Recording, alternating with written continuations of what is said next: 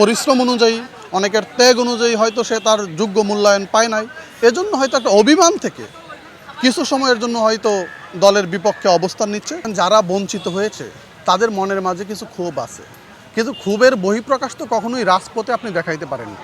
এটা হচ্ছে আপনি সাংগঠনিক ফোরামে আলোচনা করতে পারেন যে আমি এই জায়গায় বঞ্চিত হয়েছি, কিন্তু আমাদের যে সকল নেতাকর্মী রাস্তা দখল করে বিভিন্নভাবে জনগণের দুর্ভোগ সৃষ্টি করতেছে, তাদেরকে অবশ্যই দলীয়ভাবে যেই ধরনের শাস্তির আওতায় নিয়ে আসা যায়, বাংলাদেশ জাতীয়তাবাদী ছাত্রদল তাদেরকে ওই ধরনের শাস্তির আওতায় নিয়ে আসবে।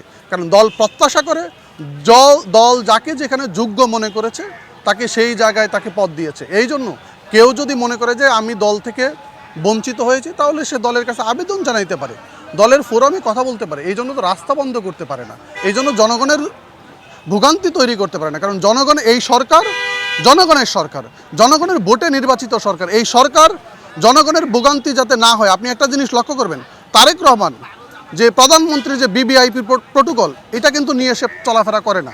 সে কিন্তু সাধারণ জনগণের মতো রাস্তায় যে ট্রাফিক সিগন্যাল, এটা মেনটেন করে, এটা মেনে তারপর উনি অফিস করতেছেন। তো তারেক রহমান যে এখানে জনগণের ভোগান্তি দূর করার জন্য বিবিআইপি প্রোটোকল নিচ্ছেন না, সেইখানে আমাদের কোনো নেতাকর্মী যদি জনগণের ভোগান্তি তৈরি করে, তাহলে আমাকে অবশ্যই বুঝতে হবে সে তারেক রহমানের আদর্শ থেকে বাইরে চলে গেছে, সে তারেক রহমানের আদর্শ থেকে বিচ্যুতি ঘটে গেছে। এই জন্য আমরা একটা জিনিস তাদেরকে আহ্বান জানাবো, তারেক রহমান যেই ধরনের জনগণকে সাথে নিয়ে এই রাষ্ট্র পরিচালনা করার যে দায়িত্ব নিয়েছেন, আপনারা তারেক রহমানকে সহযোগিতা করুন। আপনি আজকে যেই পদ পেয়েছেন, এটা আপনার হয়তো মনক্ষুণ্ণ হয়ে থাকতে পারেন।